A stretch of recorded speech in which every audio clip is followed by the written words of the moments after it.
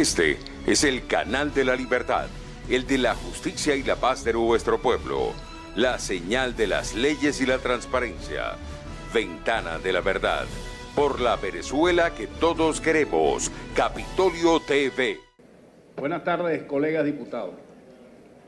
Estamos hoy presenciando una propuesta de las más importantes desde el punto de vista histórico. Yo diría que siempre estos procesos históricos tienen una etapa de continuidad y ruptura. Desde cuando se inició la vida política moderna después de la caída o de la muerte de Juan Vicente Gómez, con el Plan de Barranquilla, que se sustentó en un plan mínimo de acción. En aquel entonces lo criticaban los radicales de la época, de la extrema izquierda, porque consideraba que era una propuesta moderada, socialdemócrata, en ese momento.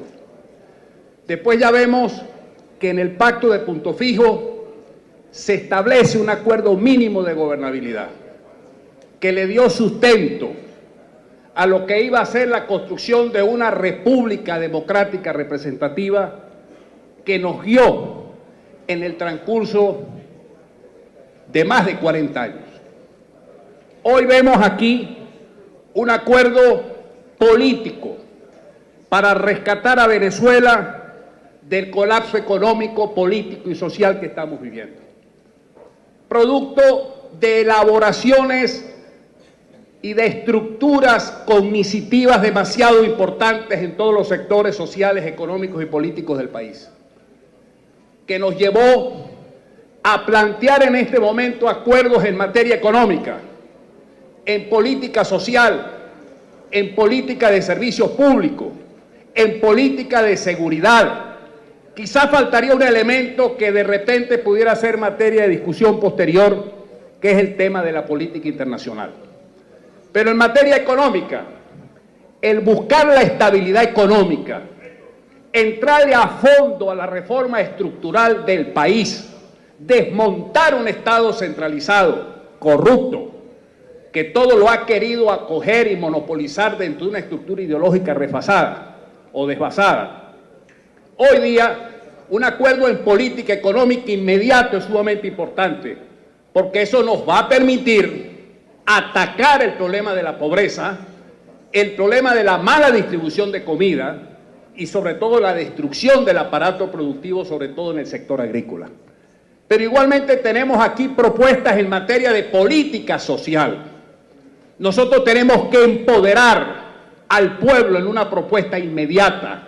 No se trata de seguir ni de continuar con una política rentista, que esa es la gran desgracia de los populismos de hoy día, y todavía tenemos peligros de tendencias neopopulistas en algunos países de América. Nosotros tenemos que ir a atacar la pobreza, pero no con un sentido populista, sino con un sentido de reinserción y de reincorporación dentro de un esquema realmente distinto al que nosotros hemos visto a través de estos gobiernos populistas, que lo que hacen es destrozar por completo incluso valores y principios del ser humano.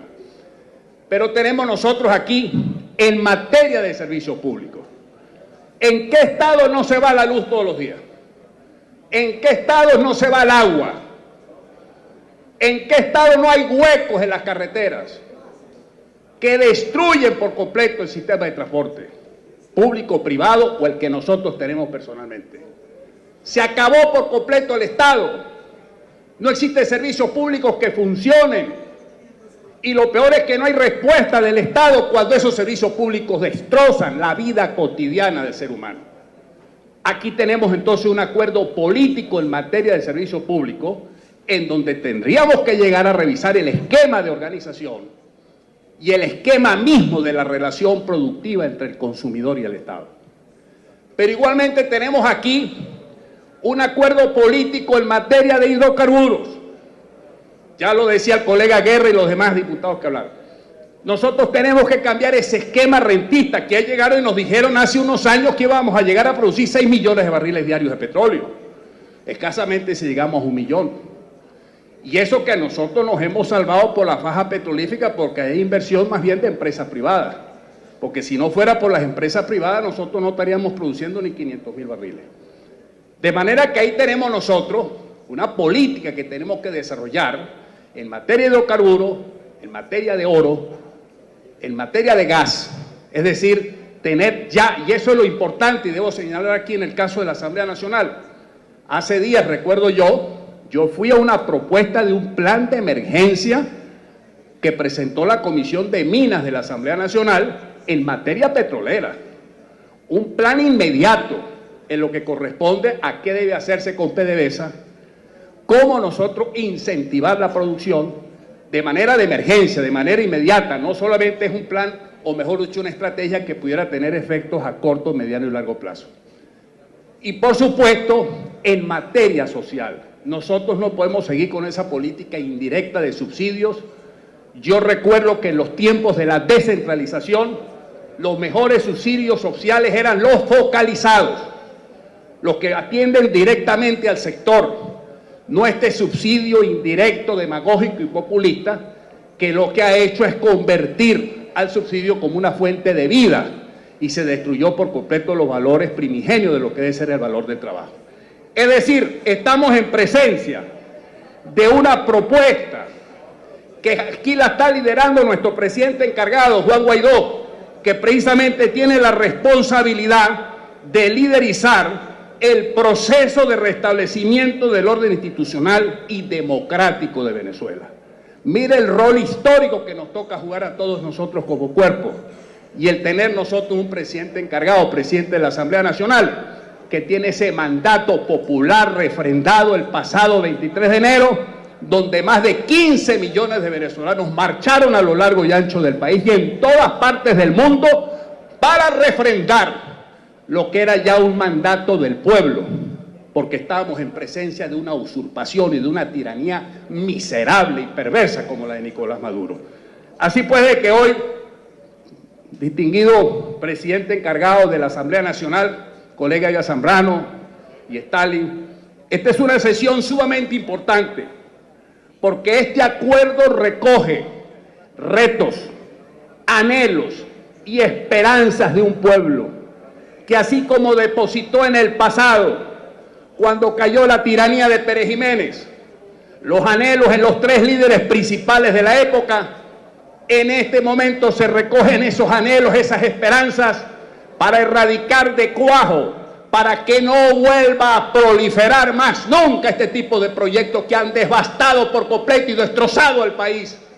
Destrozaron el campo, destrozaron la pequeña y mediana empresa, destrozaron nuestras universidades, destrozaron nuestras familias, destrozaron el pequeño peculio que ha sido la característica principal del trabajo.